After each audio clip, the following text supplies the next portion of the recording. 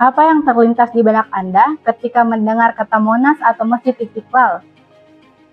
Mungkin ada yang berpikir tentang bangunan dengan lidah api emas di atasnya, atau masjid historikal dan terbesar di Asia Tenggara. Bagi yang lain, mungkin simbol kota Jakarta, atau mungkin juga sejarah perjuangan bangsa. Benar sekali, gambaran tentang Monas dan Masjid Istiqlal tersebut memang menggambarkan eksistensi Monumen Nasional dan Masjid Istiqlal. Hari ini, saya akan mengajak Anda menyelami Monumen Nasional dan Masjid Istiqlal, simbol kebanggaan bangsa. Dari sejarahnya, hingga makna yang terus hidup di hati masyarakat Indonesia. Pagi itu, mentari di Jakarta begitu cerah, menumbuhkan semangat optimisme dan energi positif. Di tengah hingar-bingar kota, berdiri gagah bangunan monumental yang tak pernah redup sinarnya. Monas dan Masjid Istiqlal. Bukan sekadar tugu tinggi menjulang atau bangunan besar nan megah, ia adalah saksi bisu, penjaga sejarah, dan simbol perjuangan bangsa Indonesia.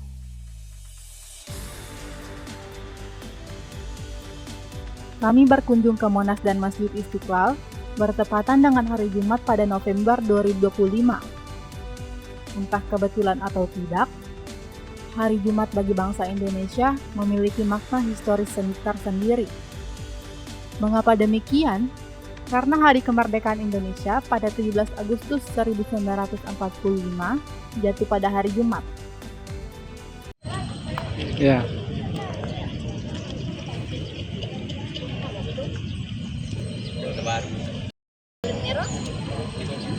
Nah, tahun 1975 baru 1,5.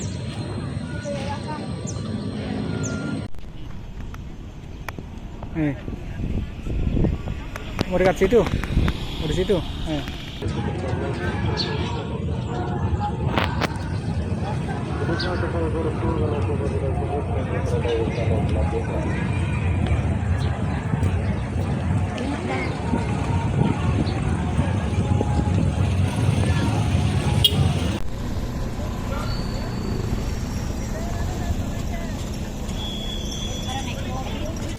Monas dan Masjid Istiqlal adalah bangunan yang dibangun sebagai simbol perjuangan kemerdekaan Indonesia.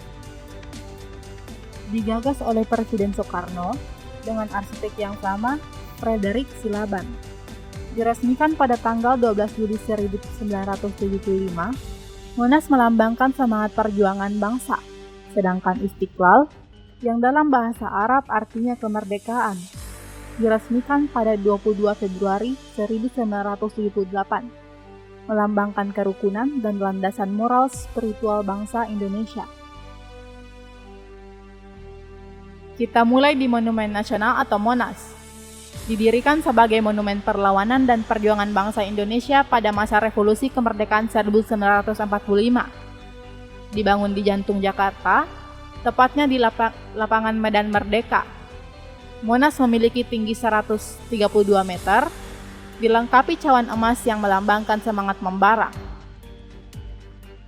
Monas sendiri memiliki keindahan yang terletak di bagian puncak tugu, karena terdapat lidah api yang dilapisi oleh lembaran emas yang menggambarkan semangat perjuangan bangsa yang terus menyala. Diresmikan dan mulai dibuka untuk umum pada tahun 1975, Monas menjadi saksi bisu sejarah dan kini menjadi destinasi, bukan hanya bagi turis, tapi juga bagi kita sebagai bagian dari bangsa ini. Arsitekturnya pun penuh makna kemerdekaan. Pelataran cawan setinggi 17 meter melambangkan tanggal kemerdekaan, tinggi ruang museum yang mencapai 8 meter menandakan bulan kemerdekaan, dan luas pelataran 45 kali 45 meter menandakan tahun kemerdekaan bangsa Indonesia.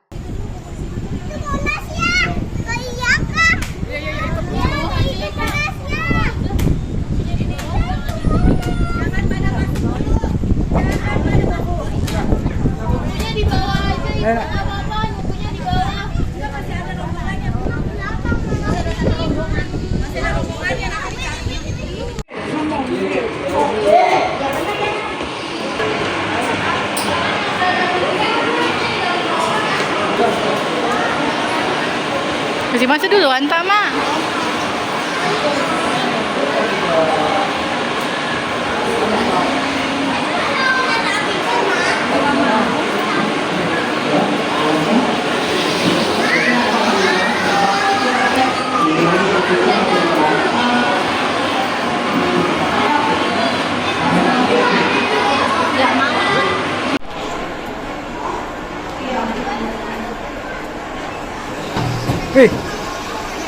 Jauh sendiri.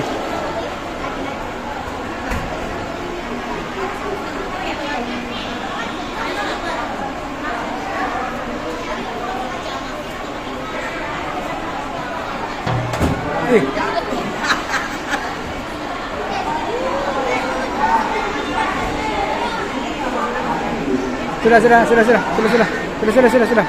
Ndai saya.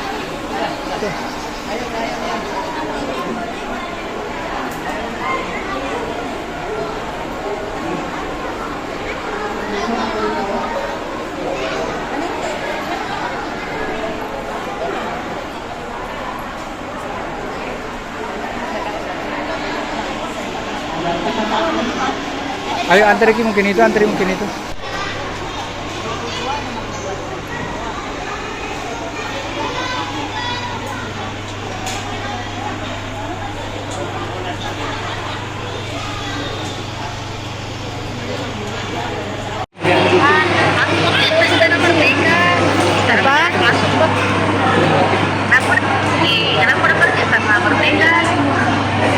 Nggak tahu.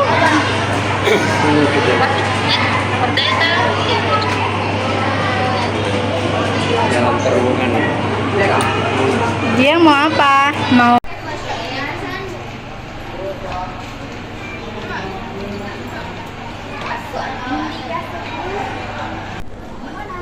Apa ini ya? Di terowongan ini ya?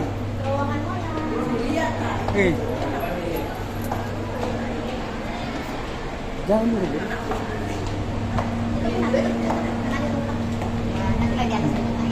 Iya, mau ke puncak ini ya, mau ke puncak ya.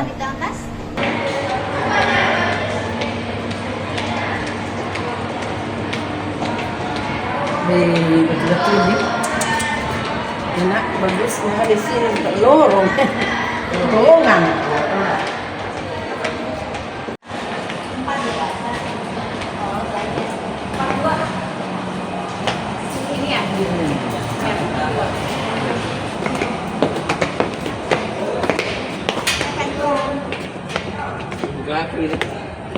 Ya. Udah ya, Pak, naik tinggal.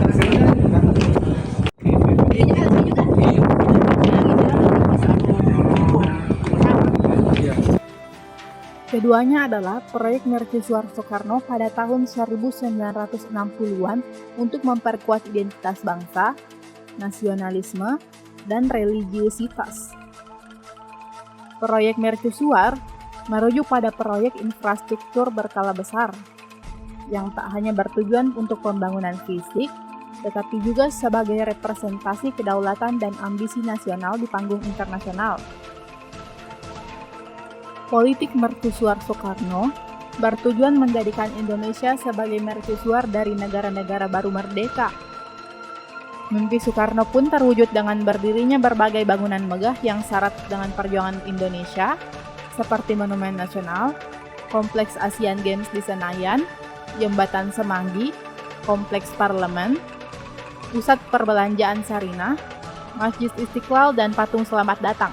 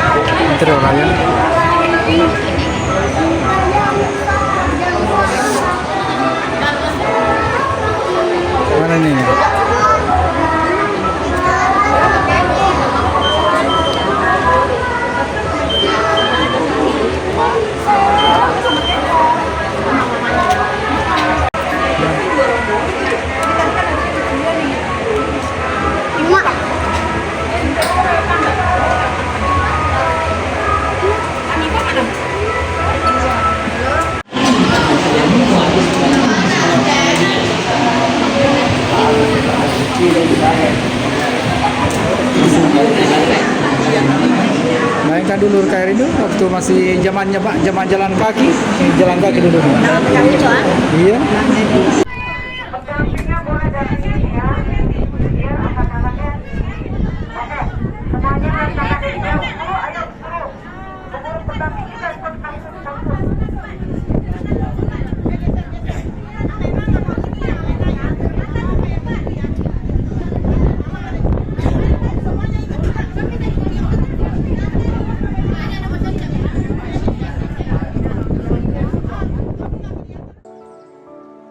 Kita sudah berada di pelataran puncak Monas pada ketinggian 115 meter dari permukaan tanah.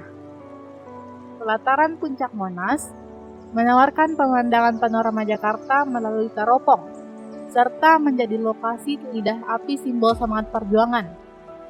Pengunjung dapat naik ke sini dengan lift setelah membeli tiket khusus.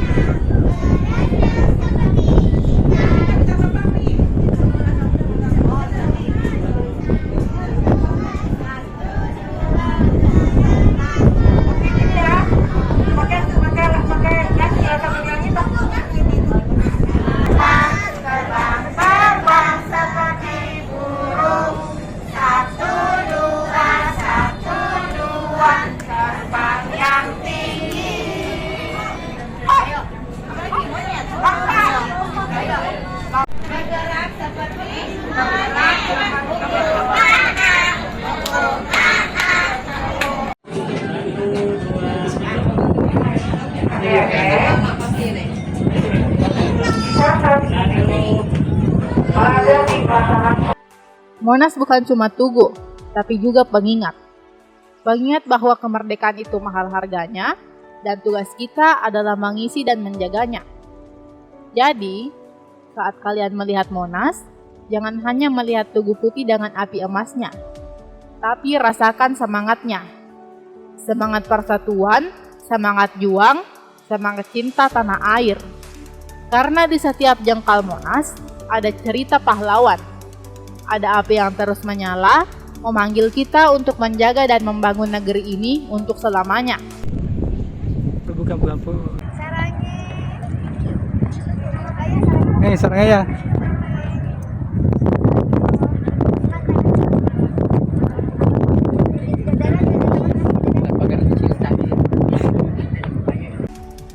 Latar berbentuk timbul di belakang kami ini adalah relief sejarah Indonesia, menggambarkan sejarah Indonesia secara kronologis searah jarum jam.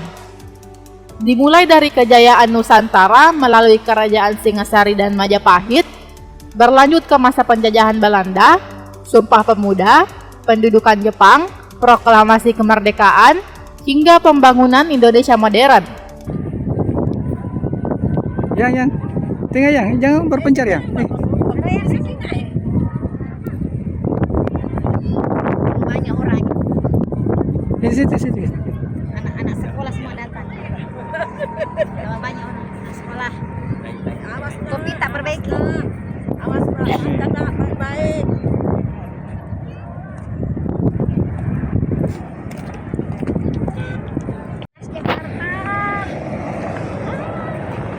Lebih sama-sama melakukan mendingan Makassar ya, sama lah.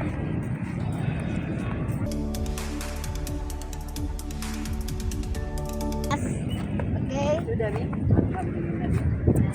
Antarnya ke Kak Rindu. Urusan. Bukan lagi di Jap. Foto-foto lagi di Monas. Saya berapa kali sudah situ Ya, selesai naik. Setelah 43 tahun saya di Jakarta. Nggak pulang ke Mandala justru pura minta cincang oke. Monas yang Makassar. Iya. Bayar pun tidak sama. Sekarang kita mau ke Masjid Istiqlal Jumatan, guys. Saya tidak bayar. Sambil istirahat, kita mau makan siang. Minum yang dingin, kayaknya oke. Oke. Seusai turun dan bersuah foto di belakang relief sejarah Indonesia, kami menuju Masjid Istiqlal untuk melaksanakan sholat Jumat. Jarak antara Monas dan Istiqlal memang cukup dekat. Kami tinggal menyeberang, lalu berjalan sekitar 800 meter untuk sampai di Masjid Kebanggaan Bangsa tersebut.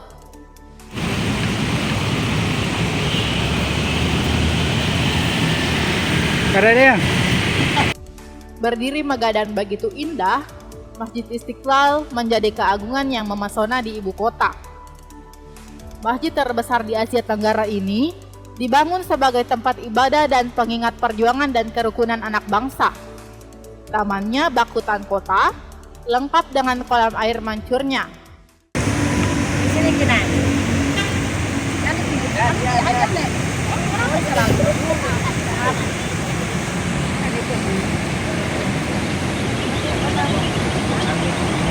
Dari teras masjid, kita bisa melihat bangunan utama masjid dengan kubah besar dan menara yang menjulang tinggi. Sudah Andri.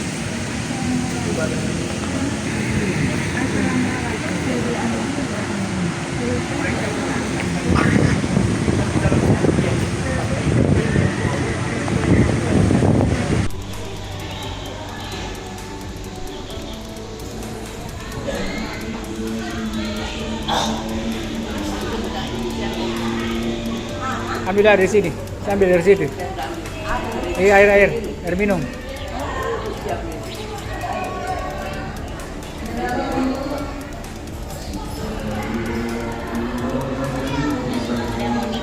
Hah? Ada yang mau nikah. Iya, ada menikah, iya. Sudah bicaranya. Sudah. Sama seperti sisi luar, bagian interior juga memiliki desain dan arsitektur yang mempesona. Di dalam masjid, ragam hias ornamen masjid begitu elegan. Terdapat karpet merah marun menutupi seluruh lantai. Tiang-tiang besar menopang kubah di atasnya.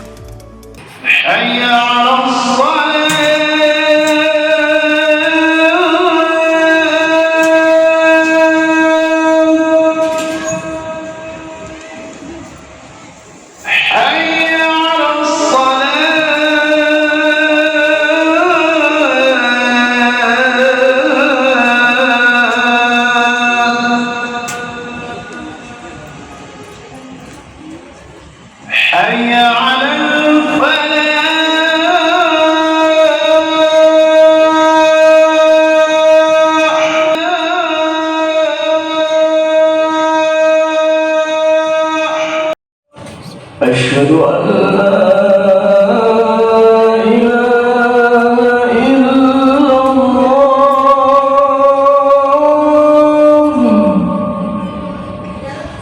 Selain sebagai tempat ibadah, masjid ini digunakan sebagai kantor berbagai organisasi Islam di Indonesia dan berbagai kegiatan seperti pengajian, tablik akbar, dan perayaan Hari Besar Islam dan juga wadah aktivitas masyarakat lainnya. Saat kami berkunjung, setelah pelaksanaan sholat Jumat, dilangsungkan akad pernikahan yang difasilitasi oleh pengelola Masjid Istiqlal. Masjid ini juga menjadi destinasi wisata spiritual dan historikal yang terkenal di Jakarta.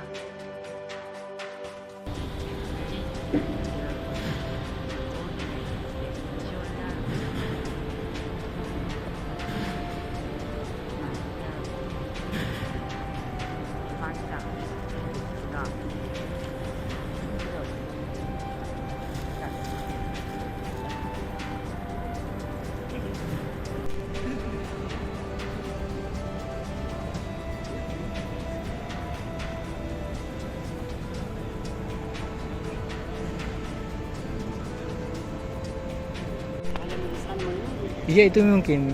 Pergi korga. Kira-kira tak dapat kita. Tunggu saya kan. Cari bapak dulu. Iya, saya cari dulu. Ayo di sana nanti bilang ada. Cek ya.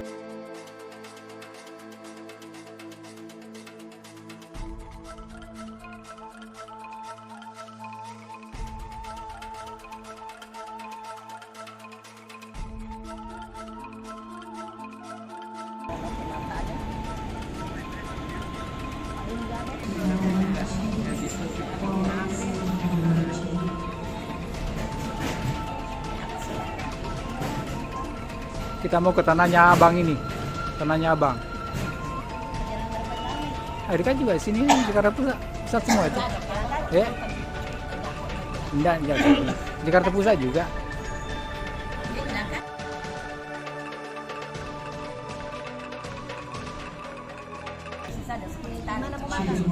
Hah? Apa ya?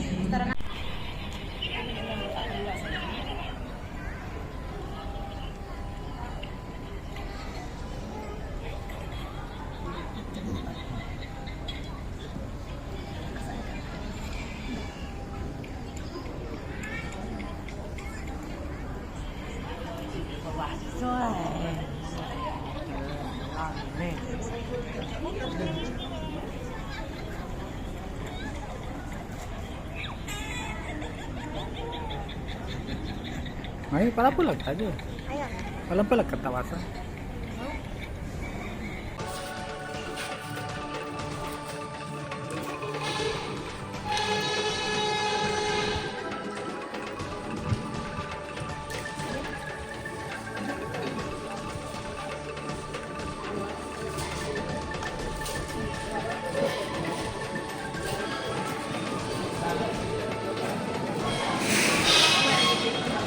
Ini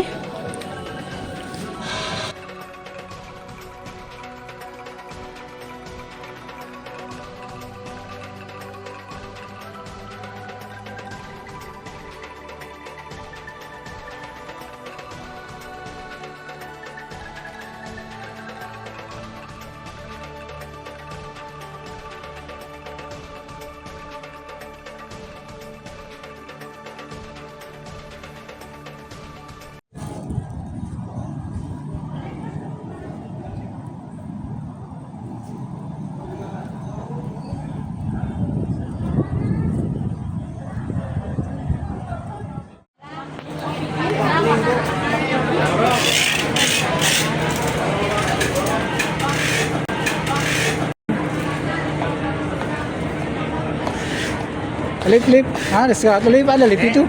Lip. Oh, neles. Ini.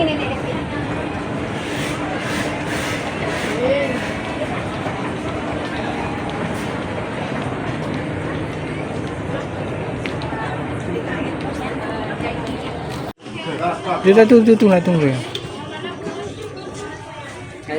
Ayo nak. Ayo sus. Nggak bisa Pak nasibnya. Oh, cewek ya.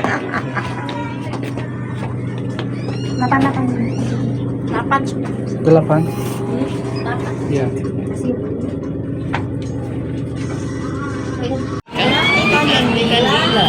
Oh iya dia. Apa? Apa itu kamu gurami? Mujair. Oh, jair.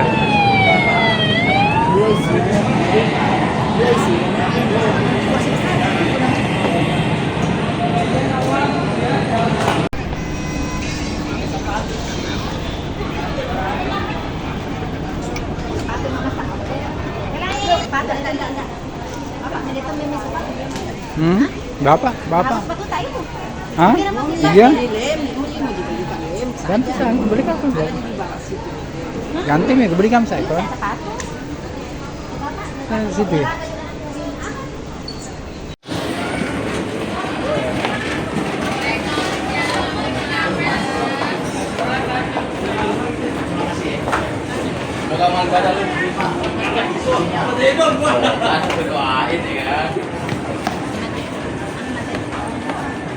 Udah di belakang nggak mungkin ya? Apa itu? Nanti turun. Apanya?